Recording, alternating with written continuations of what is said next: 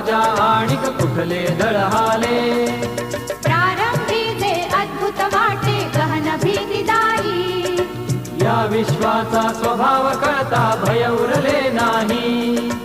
या दुनियेचे मर्म न कळता जगणे केवळ फुका.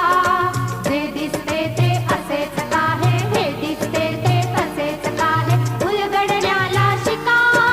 डोळे उघडून बघा गड्यांनो, झापड लावू नका.